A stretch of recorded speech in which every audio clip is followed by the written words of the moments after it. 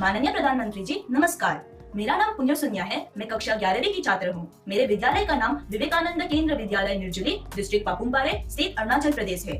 माननीय प्रधानमंत्री जी, कुछ सब्जेक्ट और कुछ चैप्टर्स है जिनको लेकर मैं सहज नहीं हूँ, उनसे पीछा छुड़ाने में लगी रहती हूँ। मैं चाहे कितनी भी कोशिश क्यों ना करूँ, मैं उन्हें पढ़ नहीं पाती हूँ। शायद ये इसलिए होता है क्योंकि मुझे उनसे डर लगता है। सर, इस स्थिति को कैसे दूर किया जा सकता है? धन्यवाद सर। चलिए, आंध्र से हम मलेशिया से अब अरुणाचल पहुंच गए और मुझे बताया गया है कि इसी प्रकार का कोई और एक सवाल भी है। माननीय प्रधानमंत्री जी नमस्कार। मेरा नाम विनीता गर्ग है और मैं SRDV पब्लिक स्कूल में 25 वर्ष से कार्यरत हूँ। मेरा प्रश्न है, कुछ सब्जेक्ट्स ऐसे हैं जिसमें कई स्टूडेंट्स को डर का सामना करना पड़ता है। इस वजह से वह इनसे बचते हैं। इसके बारे में इतिहास या गणित जैसे विषयों के शिक्षक अच्छी तरह से समझ सकते हैं। टीचर के तौर पर इस स्थिति को और बेहतर बनाने के लिए हम क्या कर सकते हैं? ये कुछ अलग प्रकार का ही विषय मेरे सामने आया। मैं कोशिश करूंगा कि स्टूडेंट्स के मन को छू सकूं और टीचर्स की बात पर गौर के साथ कुछ समाधान बता सकूं। आप दोनों ने किसी खास सब्जेक्ट या चैप्टर से डर की बात कही। आप लोग अकेले नहीं हैं जिनको इस स्थिति का सामना करना पड़ता है। हकीकत तो यह है कि दुनिया में एक भी इंसान ऐसा नहीं मिलेगा जिसके ऊपर यह बात लागू न होती। मान लीजिए आपके पास बहुत ही बढ़िया 5-6 शर्ट है, लेकिन आपने देखा होगा 1 या 2 शर्ट आपको इतने पसंद आते होंगे, बार बार पहनते हैं। इसका मतलब नहीं बाकी सब बेकार हैं, फिटिंग ठीक नहीं है, ऐसा नहीं है। उन 2 इतने अच्छे लगते हैं कि आप उसको बार बार पहनते हैं। कई बार तो माँ बाप भी इन चीजों के लिए गुस्सा करते हैं कि कितनी बार इसको पहनोगे। अभी 2 दिन पहले तो पहना था। पसंद नापसंद मनुष्य का स्वभाव है और कभी कभी पसंद के साथ लगाव भी हो जाता है। और इसमें डर की, दुविधा की क्या बात है कि हमने डरना चाहिए? दरअसल होता क्या है, जब आपको कुछ चीजें ज्यादा अच्छी लगने लगती हैं तो उनके साथ आप बहुत कंफर्ट हो जाते हैं, बहुत कंफर्टेबल लगता है, सहज हो जाते हैं। लेकिन जिन चीजों के साथ आप सहज नहीं होते, उनके तनाव में आपकी 80% एनर्जी आप उसी में लगा देते हैं। और इसलिए स्टूडेंट से मैं यही कहूंगा कि आपको अपनी एनर्जी को इक्वली डिस्ट्रीब्यूट करना चाहिए। सभी विषयों में बराबर बराबर। आपके पास पढ़ाई के लिए 2 घंटे हैं तो उन घंटों में हर सब्जेक्ट को समान भाव से पढ़िए। अपने समय को इक्वल डिस्ट्रीब्यूट करिए।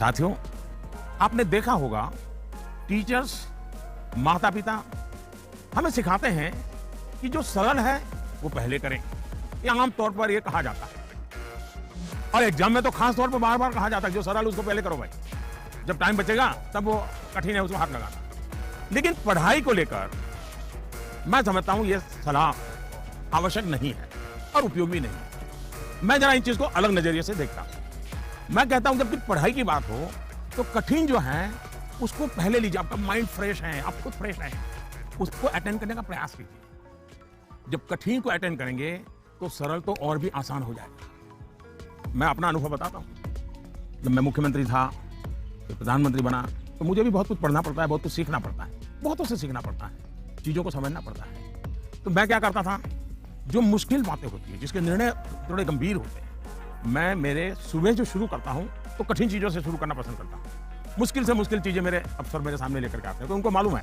कि वो मेरा एक अलग मूड होता है। मैं चीजों को बिल्कुल तेजी से समझ लेता हूं, निर्णय करने की दिशा में आगे बढ़ता हूं। मैंने अपना एक नियम बनाया है, कोशिश की है। और जो सरल चीजें हैं, दिन भर की थकान के बाद रात देर हो जाती है तो चलो भाई, अब उनको मैं ज्यादा दिमाग खपाने की जरूरत नहीं, कोई गलती होने का कारण नहीं है, तो उन चीजों को मैं देर रात तक खींच लेता हूं।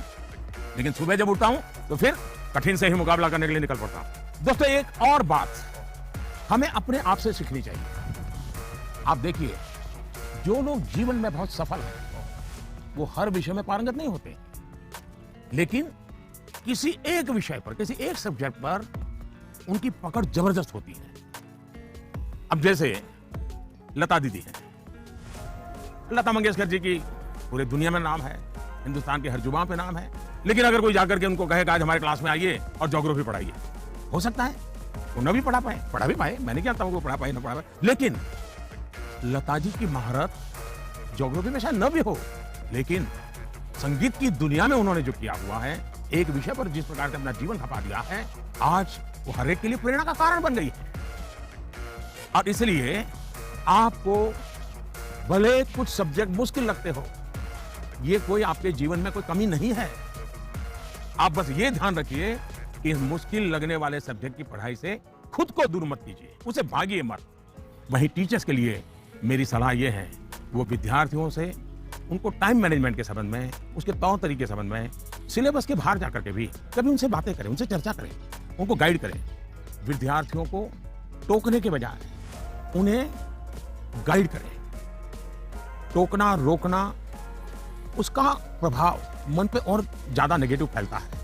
प्रोत्साहित करने से वो कॉन्सेंट्रेटेड ताकत के रूप में कन्वर्ट हो जाता है। कुछ बातें क्लास में सार्वजनिक तौर पर जरूर कहें ताकि सबका प्रबोधन होगा, लेकिन बहुत सी बातें ऐसी होती हैं जब किसी एक बच्चे को बुला करके चलते चलते थोड़ा सर पे हाथ रख करके बहुत ही प्यार से कहें, बेटे देखो भैया तुम इतने बढ़िया करते हो, जरा देखो इसको जरा थोड़ा ये कर लीजिए, देखिए तुम्हारे में बहुत बड़ी ताकत है, आप देखिए ये बहुत काम आएगा, बहुत काम आएगा। एक काम करिए, आपके जीवन में ऐसी कौन सी बातें थी जो कभी आपको बहुत कठिन लगती थी और आज आप उसको बड़ी सहजता से कर पा रहे हैं?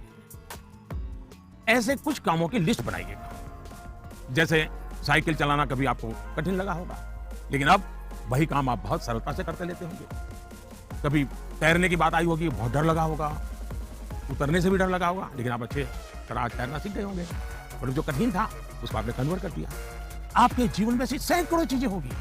अगर आप ये याद करके जरा किसी कागज पर लिख लेंगे तो कभी आपको किसी को भी, मुझसे भी कठिन वाला सवाल पूछना ही नहीं पड़ेगा, क्योंकि कभी कोई चीज आपको कठिन लगेगी ही नहीं।